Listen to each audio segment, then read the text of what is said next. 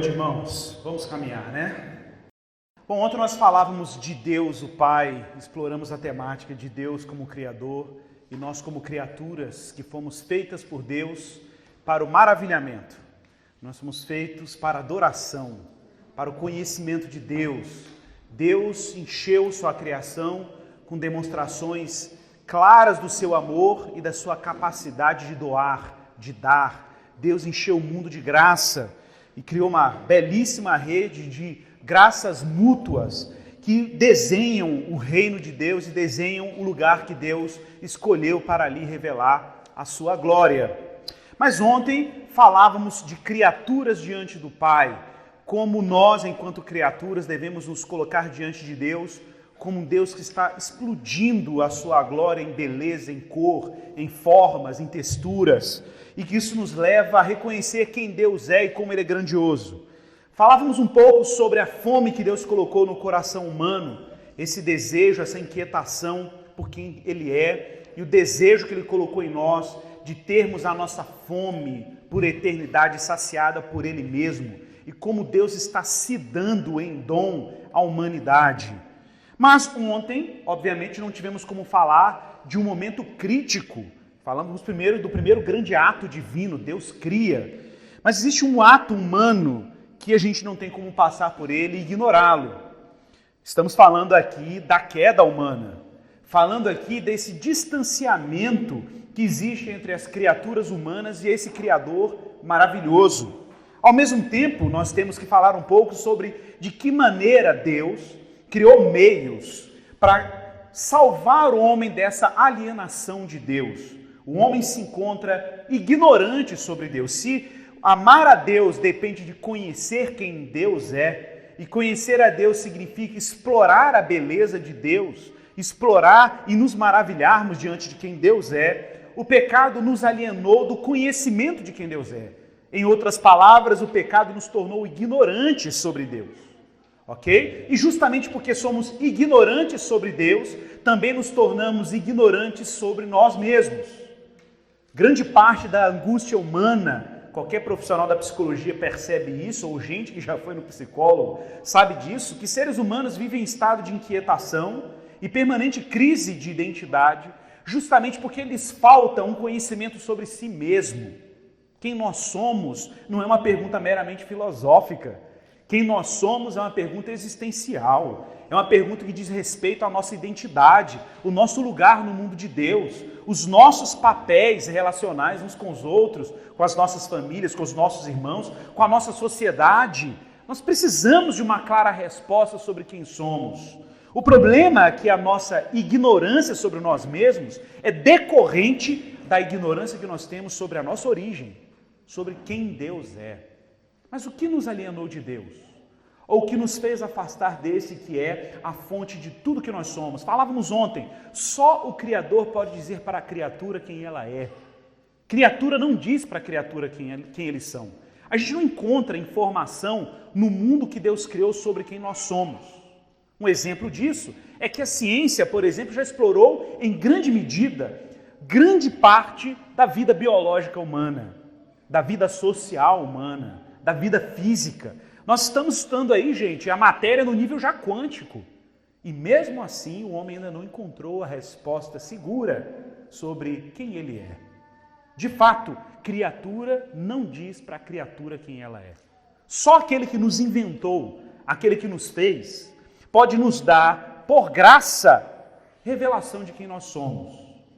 João Calvino, importante reformador da igreja, na sua obra magna, as Institutas da Religião Cristã, que ele escreveu no século XVI, uma obra importantíssima, de 4 volumes, começa a sua obra com a seguinte frase, uma obra que ele faz um resumo da fé cristã.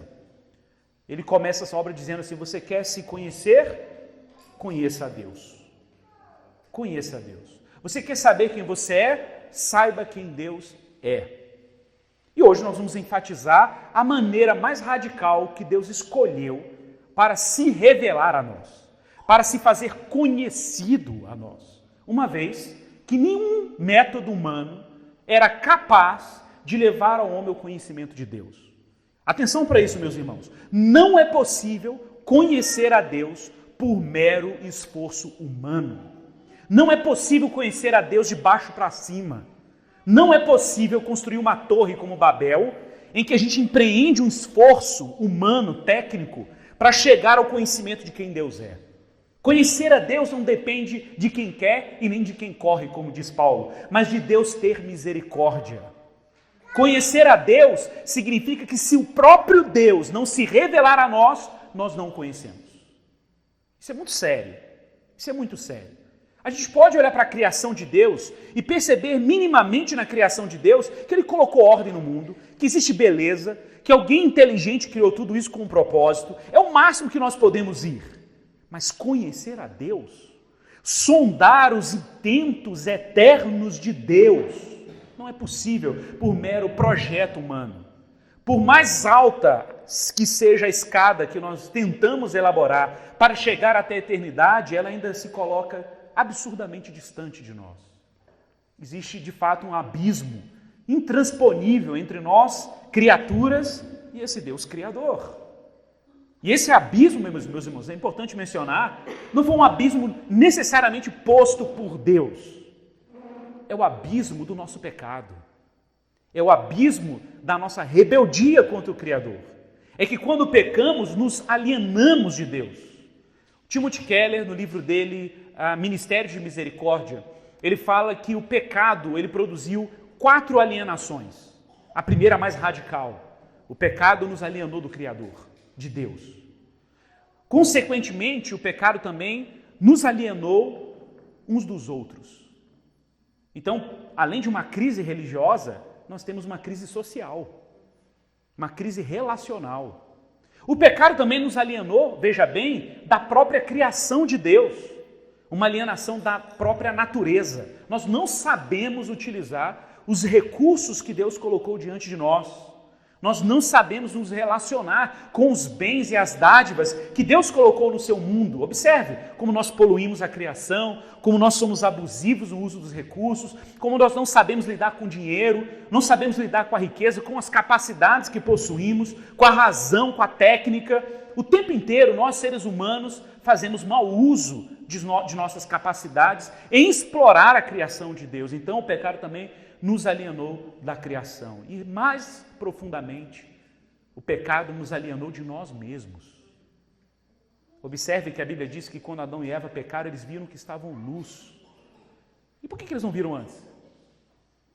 Você já fez essa pergunta? Você acha que eles estavam vestidos antes? Não, não estavam, eles estavam despidos antes. Mas por que o pecado os fez ver a sua própria nudez? É porque enquanto o homem se relacionava com o Criador, ele só tinha olhos para o Criador. É porque enquanto ele se maravilhava com a beleza e formosura de quem Deus é, ele não tinha como olhar para mais nada além do próprio Criador. A relação dessas criaturas, inclusive, com o mundo dado por Deus, era uma relação mediada por esse conhecimento de Deus. Por isso, Deus organizava o modo como o ser humano lidava consigo mesmo, com a criação e com o próximo. Mas Gênesis deixa claro essa reação em cadeia, em que o homem se aliena de Deus, começa a julgar o próximo. Foi a mulher que tu me deste, alienação social.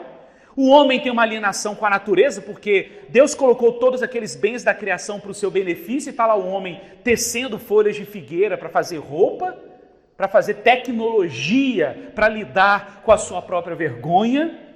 E esse mesmo pecado aliena o homem de si mesmo, e viram que estavam nus. João Calvino, ou melhor, Martinho Lutero, reproduzindo Agostinho, dizia que o homem, depois que pecou, caiu, ele se tornou um homem encurvado sobre si mesmo. O homem não consegue mais olhar para o Criador, ele se autodevota. Como você não tem mais um Deus que é absoluto, que dá sentido para tudo na sua vida, o que resta a você senão a consciência de si mesmo? Então você acaba procurando em você mesmo a referência de qual é o sentido da vida. O problema, como eu já falei, é que criatura não diz para a criatura quem ela é. Uma das maiores armadilhas do mundo moderno, das palestras de coach, das palestras de autoajuda, é que eles propõem que existe no homem recursos para que ele consiga dar sentido para si mesmo. Mero engano. E não há nada de novo nisso, meus irmãos. Isso já estava lá com a serpente no jardim do Éden. Quando diz que eles seriam como Deus, conhecedores do bem e do mal, meu irmão, não existe nenhum potencial dentro de você para você encontrar sentido para a sua existência, não existe nenhuma energia interna, um Deus interior, um potencial adormecido, um dragão adormecido, essas frases que a gente escuta por aí, esse potencial latente da alma que está aí adormecido dentro de você. Irmãos, não existem recursos, nem em mim, nem na natureza, nem na criação de Deus, em nada que possa dizer qual é o sentido da minha existência e o propósito da minha vida, exceto o Criador pode dar esse tipo de informação. Está claro isso, pessoal? Agora veja bem, Igor, isso é muito grave. Isso significa então que um homem, quando pecou, se encontra tão radicalmente alienado de Deus, que ele se encontra impotente, inclusive de fazer qualquer movimento em direção a Deus. Romanos capítulo 3, o apóstolo Paulo é claríssimo. Não há quem tema a Deus, não há quem o busque. Já parou para pensar nisso? Não há quem tema a Deus, não há quem o busque. Os homens se encontram radicalmente alienados de Deus. Por isso, meus irmãos, que nós chamamos o Evangelho também de o Evangelho da salvação. Atenção, a palavra salvação, uma palavra simples, né? Mas uma palavra que tem tanta informação, mas eu vou só destacar uma, que é óbvia. Gente, salvação é ajuda, ok? Não é autoajuda. Não existe Gente, existe uma inconsistência na palavra autoajuda. Porque se ajuda não pode ser auto. Não faz sentido. Você está entendendo? Se você se pode ajudar, você não precisa de ajuda. Porque ajuda é o seguinte, o cara está afogando. Não é isso? Ele está afogando. Socorro! Por que está gritando socorro? Adivinha por quê? Ok. Ele não pode se salvar. Ele não pode sair daquela condição. Então ele grita socorro. Então toda ajuda e toda salvação é porque você não pode. É porque você não tem recursos. É porque você não consegue. A força e o recurso tem que vir de fora. Tem que vir de fora, não está dentro, não tem autoajuda. A ajuda é sempre alguma coisa de fora, alguma coisa que não está em mim, que eu não tenho condições, que eu me encontro impotente, que vem em minha direção e faz alguma coisa por mim que eu não posso fazer por conta própria. Gente, isso é salvação.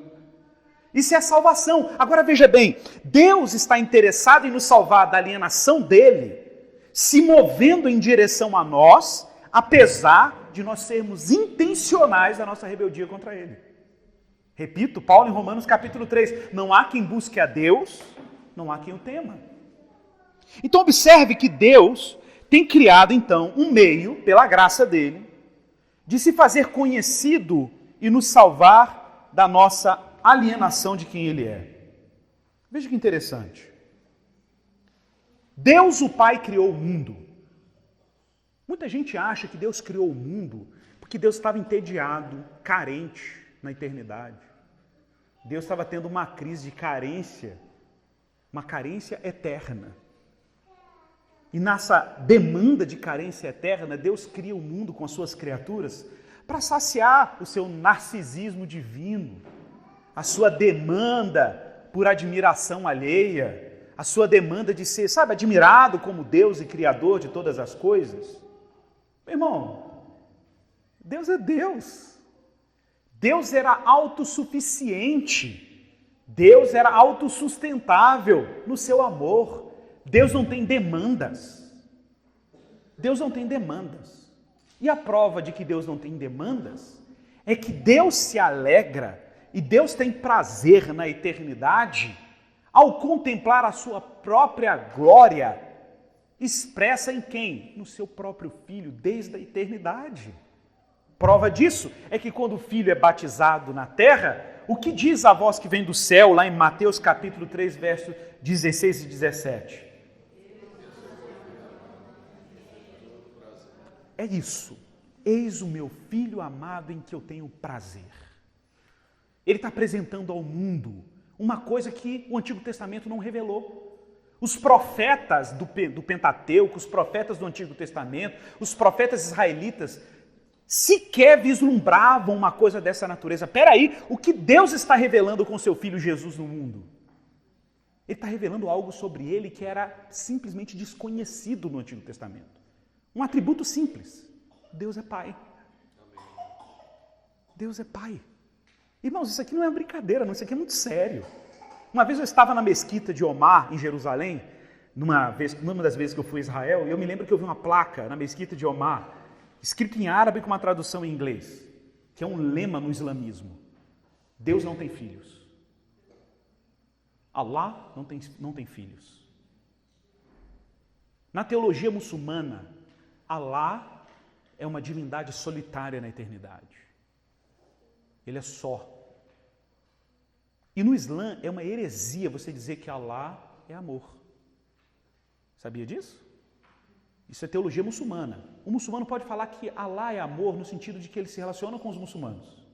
Mas se você continuar perguntando isso para o muçulmano, se ele foi educado no islamismo, e você dizer para ele assim, vem cá, Allah é eternamente amor?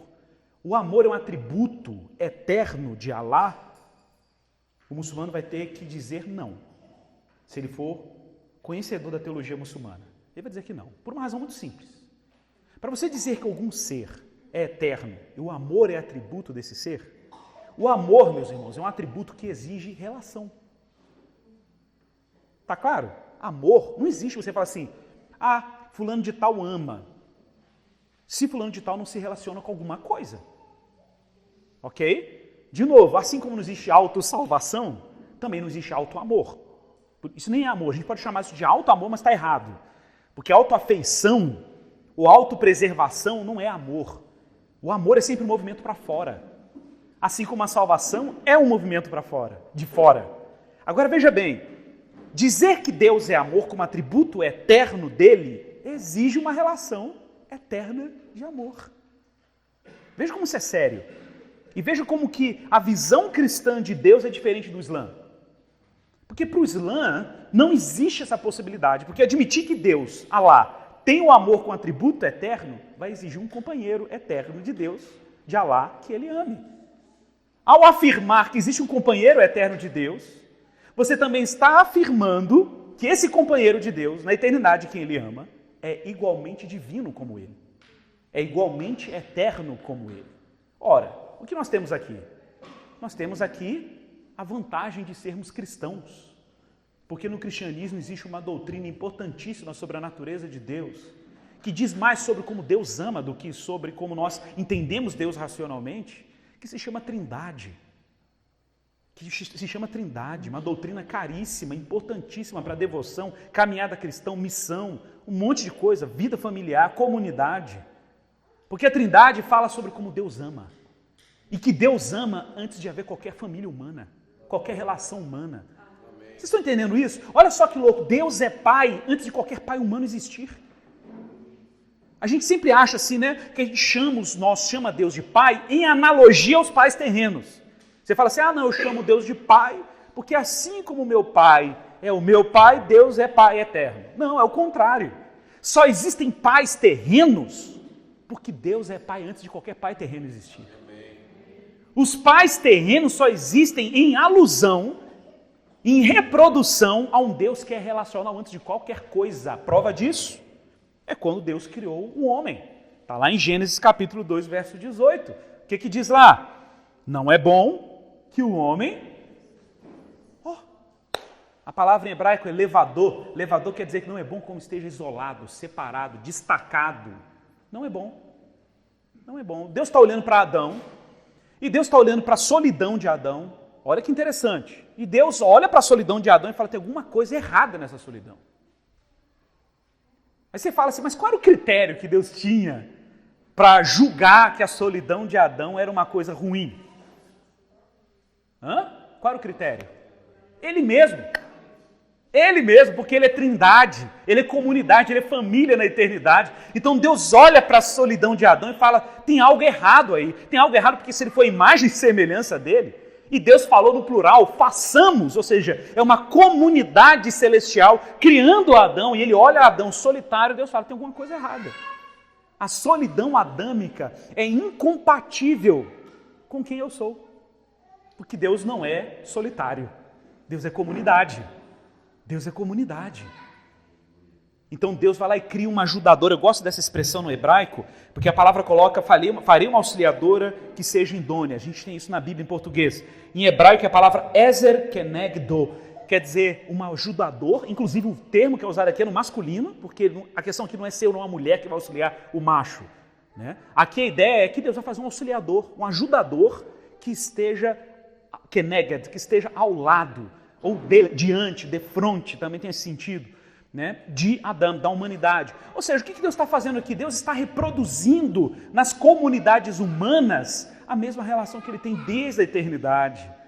Deus, o Pai, tem diante de si um filho que ele ama, se relaciona, que ele dá dons, que ele expressa seu amor, sua glória, que ele tem prazer desde a eternidade. Então isso é interessante, porque isso significa então que Deus não criou o mundo por carência. Está claro? Que Deus estava satisfeito com o Filho. Deus estava pleno em derramar o seu amor continuamente sobre o Filho. Então nós temos que nos perguntar por que Ele criou o universo. Se não era por carência, por demanda, ou porque Ele tinha necessidade de expressar sua glória, uma vez que Ele estava satisfeito em si e diante do seu próprio Filho, por que Deus criou o universo? Deus criou o universo porque Deus está numa missão, meus irmãos. A Trindade é um movimento missionário que começou na eternidade. Escute isso. E um movimento missionário, chama isso em latim de missio Dei, a missão de Deus. Deus está numa missão em que Ele quer se apresentar no mundo e no tempo e no espaço. E quer explorar ao máximo a expressão pública da sua glória. Ele quer colocar nesse mundo testemunho permanente da sua majestade. E Deus está prestes a se auto-revelar a criaturas conscientes, que olham para a sua glória e se maravilham com ela. Antes de qualquer missionário, ok? Sair pelo mundo pregando o evangelho. Deus está numa missão para tornar a sua glória óbvia, evidente, diante das suas criaturas. E como ele faz isso? Olha que interessante. O profeta Isaías, no capítulo 53, verso 1 e 2, vocês conhecem o texto. Lembre-se, Deus é beleza e formosura. Beleza e formosura estão diante dele. Olha que parece uma contradição. O profeta vai e grita 720 anos antes de Jesus. O profeta Isaías grita. Quem creu na nossa pregação? Preste atenção. E a quem foi revelado o braço do Senhor? Revelado o braço do Senhor. Ou seja, Deus está revelando a sua força, a sua destra no mundo. Mas quem deu crédito?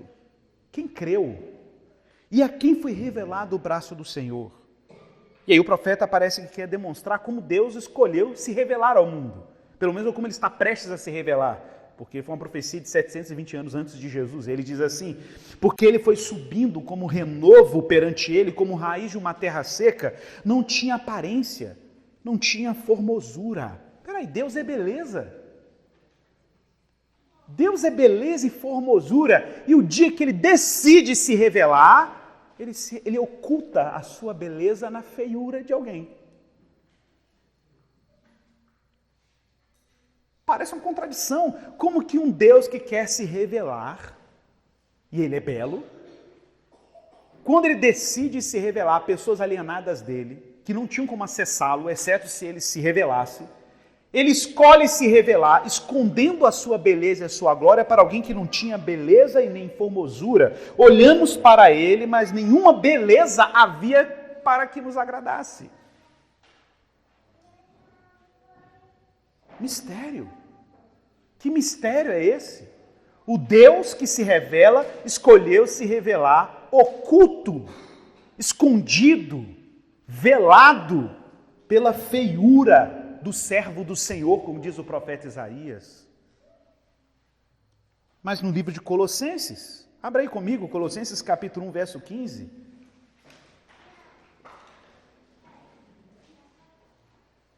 Colossenses capítulo 1, verso 15.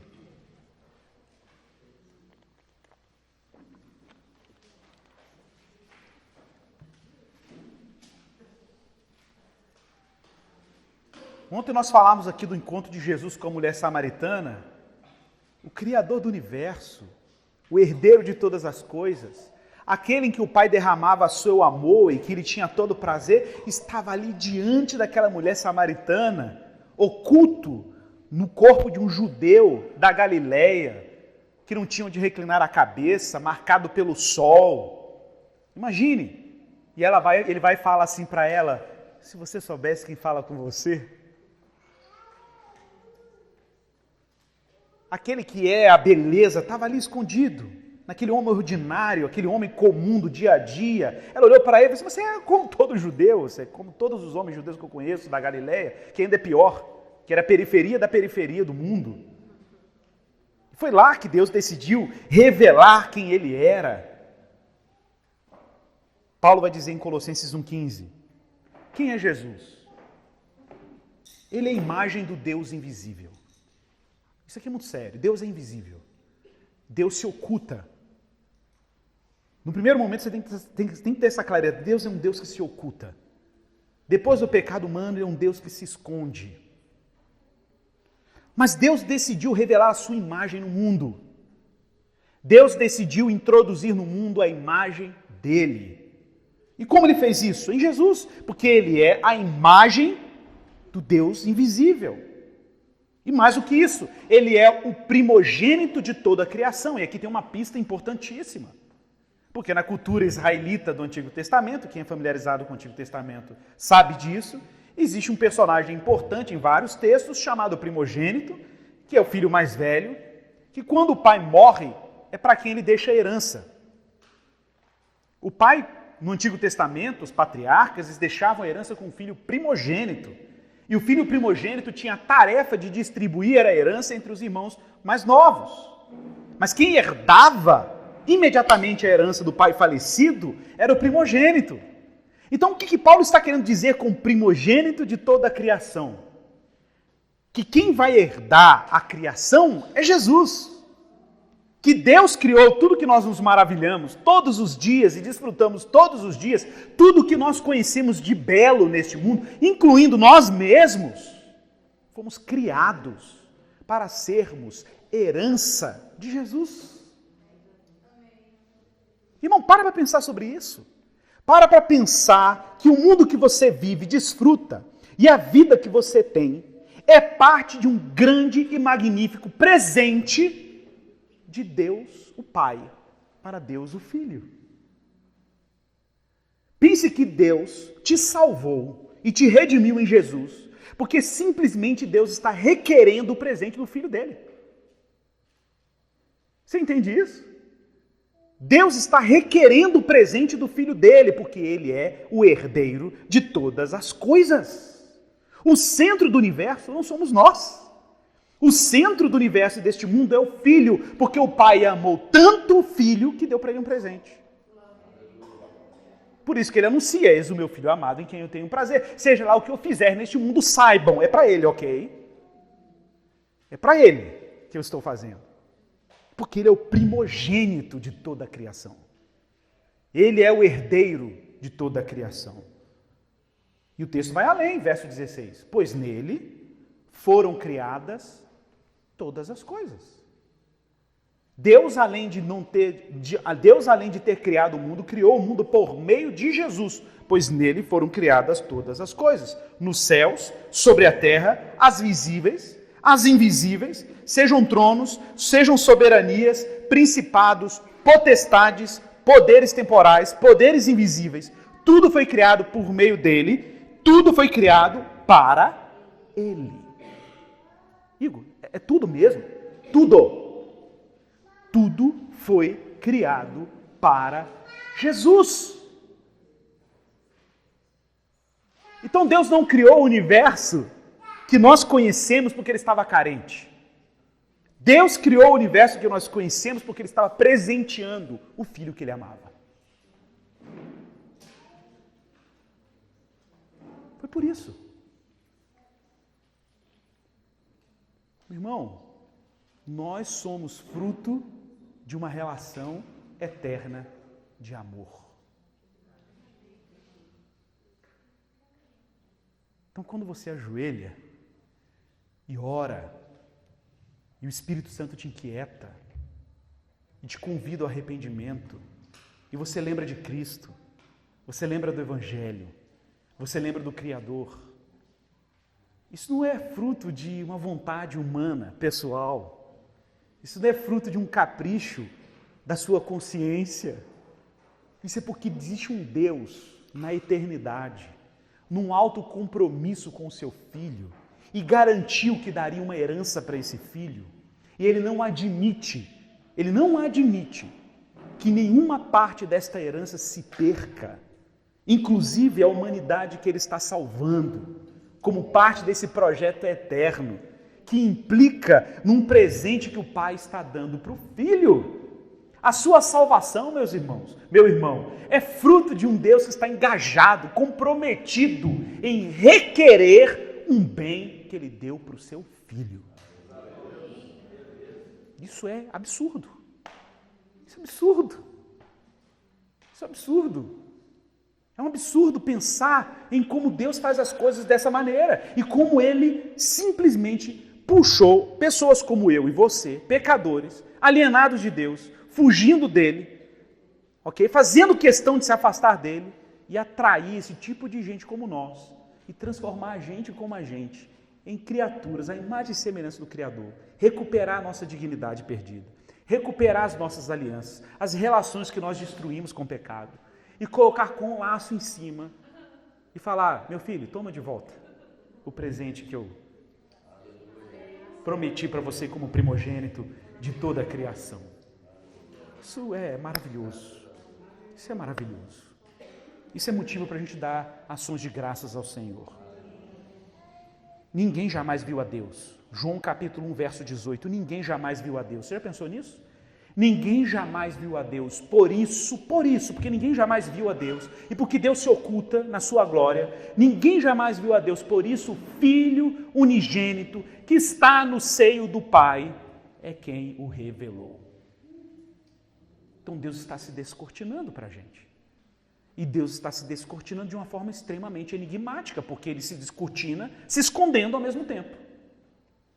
Porque quando Ele se descortina, Ele se esconde atrás do Filho dele. Você olha para ele, cadê o Deus glorioso? Você vê um homem crucificado. Cadê o Deus extraordinário? É um homem que não tinha onde reclinar a cabeça. E quando ele morre como um bandido numa cruz, cuspido, humilhado publicamente, julgado de maneira improvisada, é sepultado, ressuscita no terceiro dia, aparece para os discípulos no caminho de Emaús, e os discípulos ainda não estão enxergando a glória.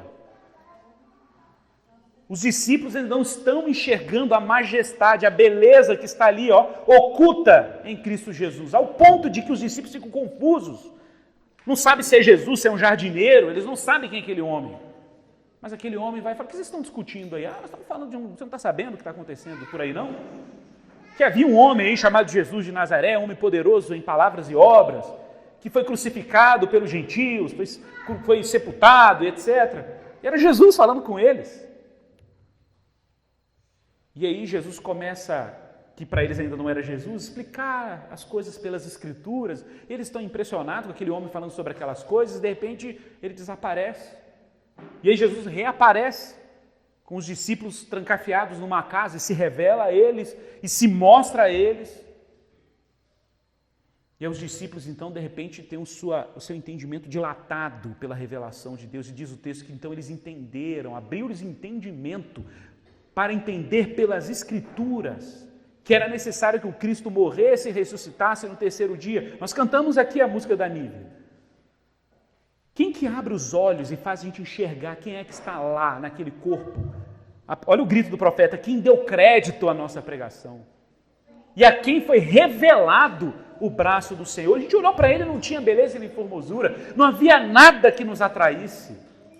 Então quem é que abre os nossos olhos, como a mulher samaritana que enxergou? Como eu gosto de comparar Zaqueu com o jovem rico. Os dois tinham dinheiro, mas os dois tiveram reações completamente diferentes diante do mesmo Cristo. O jovem rico estava ali diante de Jesus, aí Jesus vai e diz para ele assim: olha, você conhece a Bíblia? Conheço. Você sabe as Escrituras? É o nerd religioso que eu falo, né? Já viu o nerd religioso? Eu sei tudo, desde pequeno. Mas sabe menos os 10 mandamentos? Eu cumpro tudo. Que isso? Você é bom mesmo. Sou, estou falando. Desde pequeno. Ué, então só te falta uma coisa. O quê? Fala aí. Isso é mole para nós, vai ser mole. Imagina, sei tudo. Qual é o desafio? O próximo desafio? Fala para mim. Vende tudo que você tem e me segue. Eita, aí, lasqueira. Aí pegou, né? Vende tudo que tens, vem e me segue. E muita gente lê esse texto assim, né? Nossa, Jesus está exigindo uma autoabnegação do jovem rico. Jesus está exigindo um sacrifício intransponível. Pegou muito pesado. Irmãos, aí eu pergunto, então o que fez Zaqueu fazer o que ele fez? Zaqueu era tão rico ou mais que esse jovem rico. Era um cobrador de impostos, era um publicano, riquíssimo, ganhava cobição da exploração romana sobre os judeus. Era mal visto por toda a sociedade, é verdade, mas era um homem que tinha poder financeiro. O homem ficou em cima de uma árvore, Jesus fica na minha casa, Jesus entra na casa dele, já estava pronto, estava tudo pronto, ele estava extremamente convencido de que ele viu alguma coisa em Jesus, pelo qual valia a pena renunciar todos os seus bens, e ele fez isso sem hesitar, e ainda garantiu pagar com juros as pessoas que ele lesou e que ele tirou vantagem. Aí você fala, nossa, mas esse Zaqueu era um homem muito, realmente, abnegado. Não, gente, não é isso não. É porque o reino de Deus, como disse Jesus, é semelhante a um homem que encontrou um tesouro, escondeu no campo, vendeu tudo que tinha e comprou o campo. Está entendendo? É aquela história do pastor John Piper, né? Que uma vez estava atendendo um jovem alcoólatra e o jovem dizia assim, não, pastor Piper, eu não aguento passar um dia sem beber um copo de uísque.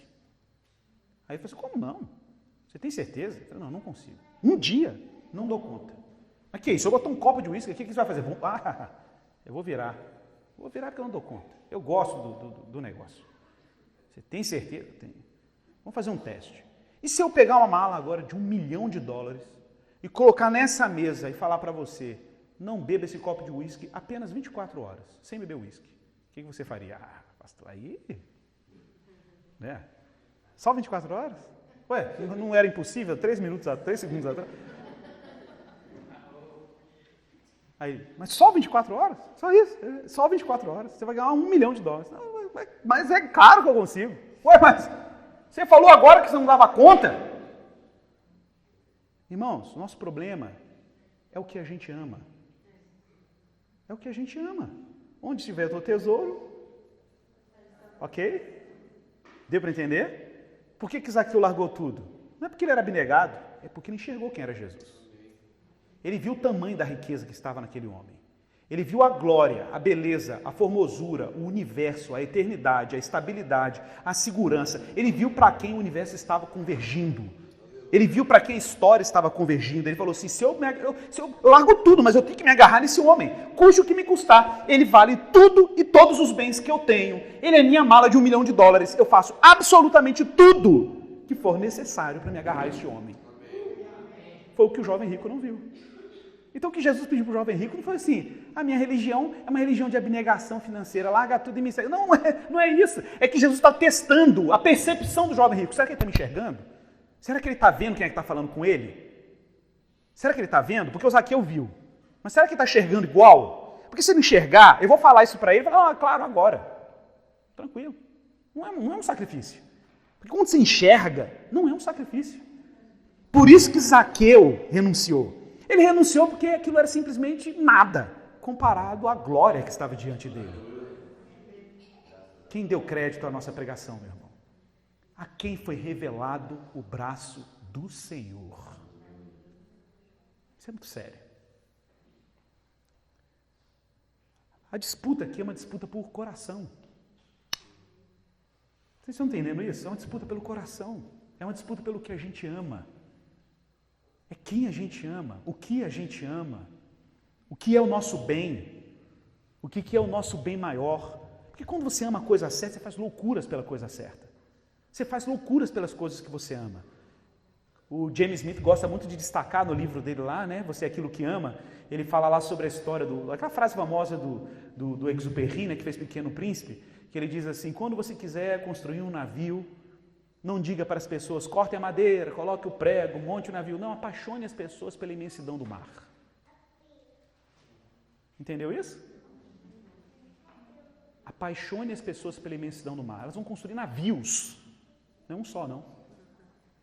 Então, nossa questão aqui não é religiosa.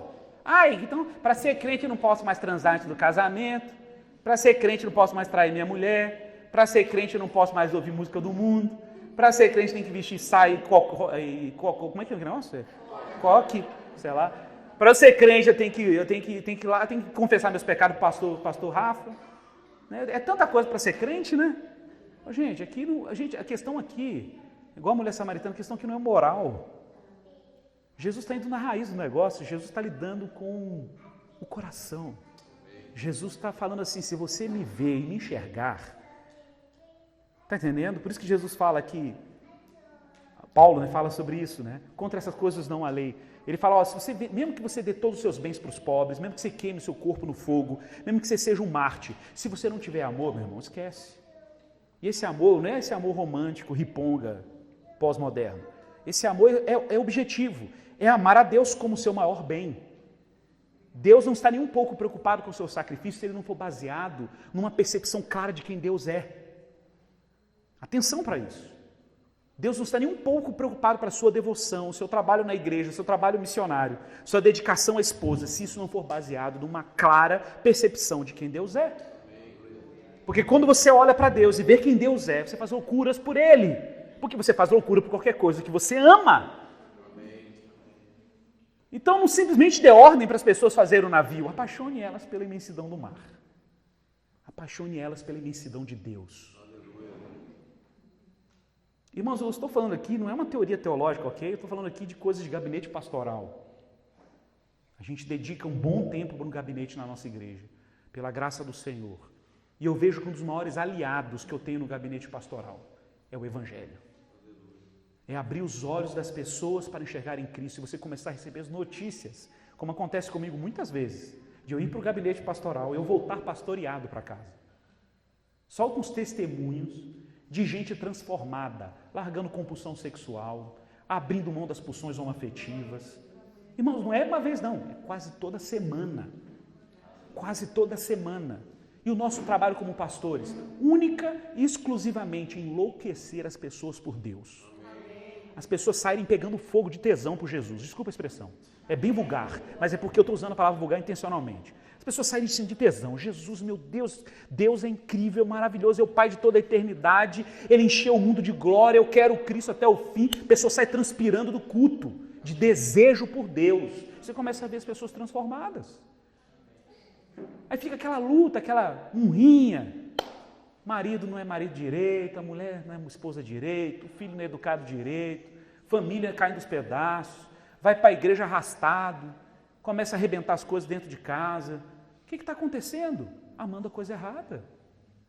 E aí quando você baliza o coração, a bússola do coração começa a apontar para quem Cristo é, como é que Cristo vai rearranjando os amores, as devoções, vai tudo encaixando na vida das pessoas. Irmãos, isso é prático. Isso é prático.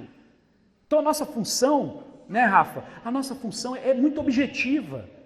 É apaixonar as pessoas por Cristo. É apaixonar as pessoas por Jesus, por quem Deus é.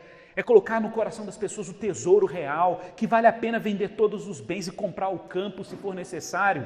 Como uma vez eu estava lá no sertão, visitando lá uma casa de missionários, lá uma base missionária, o missionário contando um testemunho assim, pastor Igor, eu estou aqui no campo, né, o irmão sabe, estamos aqui já há muito tempo, vimos do Rio de Janeiro para trabalhar aqui no sertão do Piauí, gente, um lugar assim parecia o deserto do Saara, inóspito, bem no interior, bem aquele semiárido piauiense.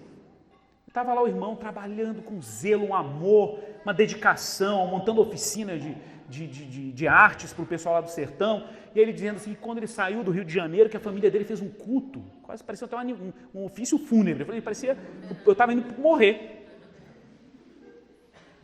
E disse que um chorava, o outro pranteava, e aquele drama, a mãe dele, meu filho, e os irmãos da igreja, meu irmão, que coisa, irmão, que orgulho que eu tenho de você. Aí eu falei, por quê, pai? Não, porque você está largando tudo e está indo para o sertão. Aí ele parou e falou assim, você não está entendendo nada. Como assim largando tudo?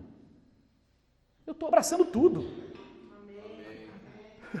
Eu estou abraçando tudo, eu estou deixando alguma coisa para trás, é verdade, mas tudo é coisa demais.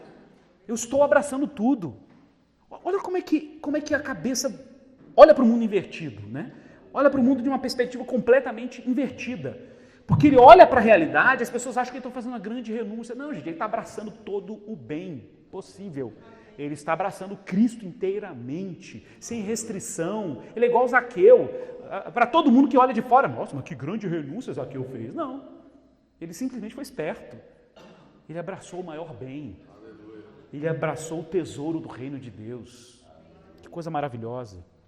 Hebreus capítulo 1, abra aí, verso 1 ao verso 4. Vamos nos maravilhar mais um pouco. Meu irmão, que você saia daqui hoje pegando fogo por Jesus. A gente precisa disso, a gente precisa desse alimento que mata a nossa fome, dá um jeito nessa sede, nessa inquietação do nosso coração, essa ansiedade que arrebenta com a gente, né? A gente tem que nadar de braçada em Jesus. Olha aí, Hebreus capítulo 1, do verso 1 ao verso 4. Gente, a Bíblia inteira é sobre isso. E é isso que Hebreus vai dizer aqui. Olha, havendo Deus outrora falado muitas vezes e de muitas maneiras. Deus falou muitas vezes, Deus falou de muitas maneiras. Aos pais, falou pelos profetas. Mas nesses últimos dias, lembra? Deus está se auto-revelando, ok? Então Deus está falando. Deus quer se mostrar, porque a gente não chega até Ele, então Ele tem que se mostrar a nós. Nesses últimos dias, Ele nos falou pelo Filho, a quem Ele constituiu herdeiro de todas as coisas. Então Ele está nos falando pelo herdeiro de todas as coisas, pelo qual também fez o universo. Ele que é, olha aí, lembra Deus é beleza e formosura? Olha como que Deus decidiu revelar o seu resplendor. Ele que é o resplendor da glória, a expressão exata do seu ser. Lembra? Ninguém jamais viu a Deus. Por isso, o Filho unigênito que está no seio do Pai é quem o revelou, sustentando todas as coisas pela palavra do seu poder.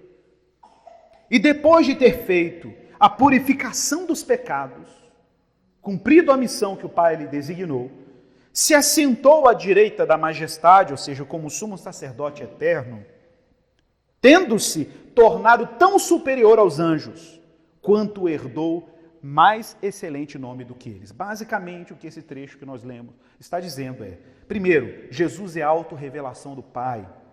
Segundo, Ele é herdeiro de todas as coisas. Terceiro, Ele é co-criador do universo com o Pai. Ele é o resplendor, a revelação máxima da glória de Deus. Ele é a expressão exata do seu ser. Ele é o sustentador de toda a realidade. E Ele é o nosso sumo sacerdote nos céus. Irmãos, Deus está simplesmente salvando pessoas e constituindo uma comunidade a partir da sua autorrevelação radical. Jesus Cristo. É por Jesus que Deus está constituindo uma comunidade de gente reconciliada com Ele. De gente que resolveu suas ansiedades por estabilidade e segurança no Filho de Deus. E para encerrar, eu queria mostrar como é que Deus, é claro aqui nesse texto de Paulo agora, Efésios capítulo 1, verso 15, como que Deus é claro sobre a maneira como Ele está nos salvando da nossa alienação dEle. Veja que texto interessante, Efésios 1,15.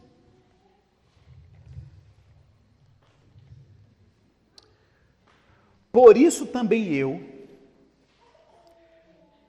Efésios 1,15, por isso também eu, tendo ouvido a fé que há entre vós no Senhor Jesus, se referindo à fé que havia entre os irmãos de Éfeso, e o amor para com todos os santos, não cesso de dar graças por vós. Então observe, Paulo está agradecendo a Deus, que é uma igreja maravilhosa. Uma igreja que ama o Senhor e uma igreja que derrama amor aos irmãos. Eu não cesso de dar graças. Paulo está dizendo assim, olha, todo dia, assim, Paulo acorda de manhã e fala assim, obrigado pelos irmãos de Éfeso. Te dou graças pelos irmãos de Éfeso. Fazendo menção de vós nas minhas orações. Então, pelo que Paulo está tão grato?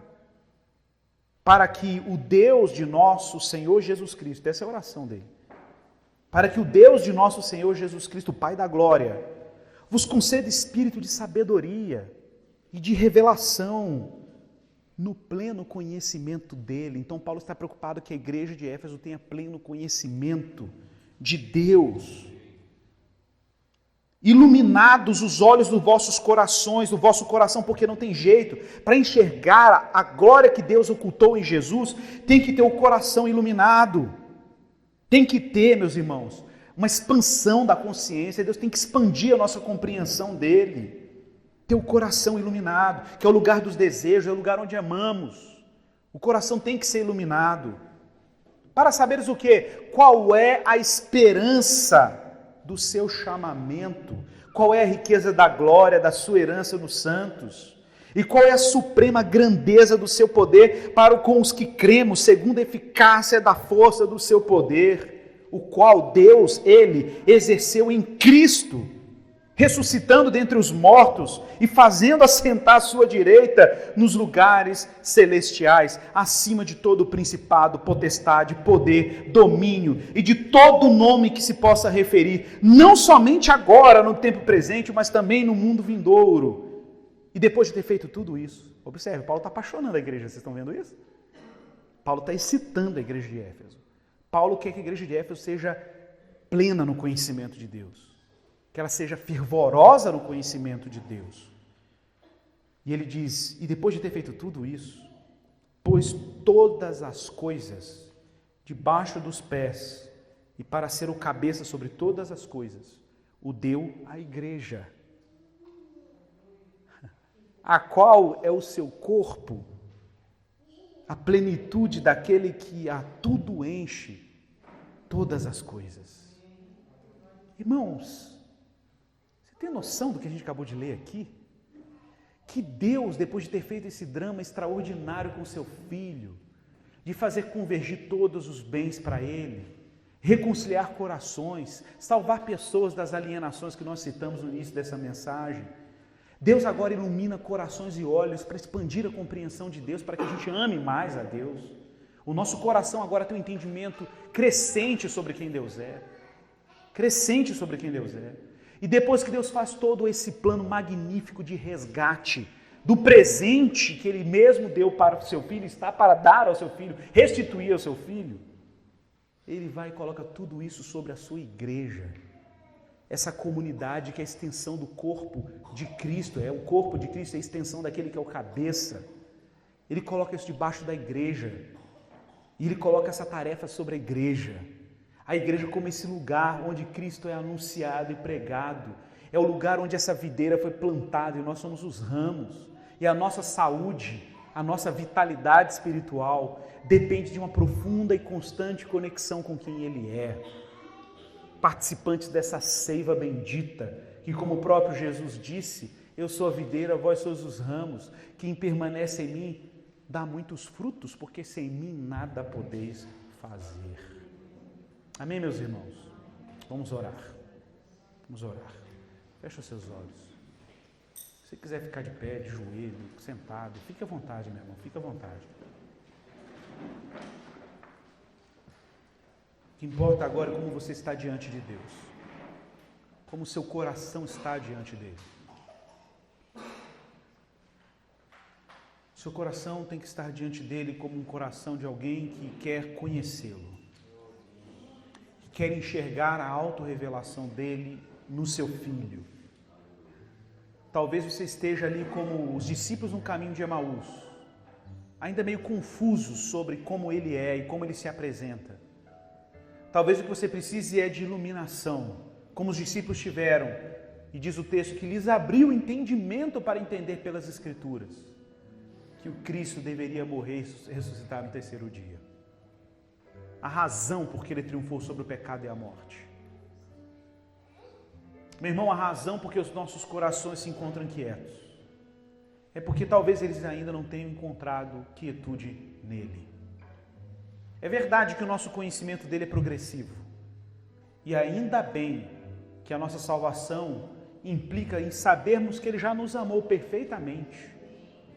Independente de nós correspondermos a este amor, ele já nos amou previamente. O que é mistério, meus irmãos, é nós continuarmos na compreensão desse amor. É marcharmos em direção ao entendimento de como esse amor foi enorme, grandioso, sem precedentes. Quanto mais nós entendemos isso, e não é um entendimento meramente racional, meus irmãos, é a iluminação do coração. E amanhã nós vamos falar aqui da obra do Espírito Santo nesse papel. Então não basta nos colocarmos como criaturas diante do Pai, que se maravilha com a sua criação. Isso é parte. Mas também devemos nos colocar diante dele, como pecadores salvos da alienação de Deus, salvos da ignorância sobre quem Deus é. Por isso, agora, constituídos como um santuário para o seu Espírito, num processo maravilhoso, em que Deus está nos habilitando a amá-lo intensamente, a ponto de obedecermos não como um sacrifício. Não é uma obediência que nasce do medo, não é uma obediência que nasce por causa da ameaça do inferno, é uma obediência que nasce de corações que amam a coisa certa. Amam a coisa certa. A briga aqui, meu irmão, não é por comportamento moral. A briga aqui é que o seu coração precisa amar a coisa certa. Olhe para Jesus, meu irmão. Escute a voz irresistível do pastor dizendo para as suas ovelhas: vem e me segue. Vem e me segue. Quem deu crédito à nossa pregação? E a quem foi revelado o braço do Senhor?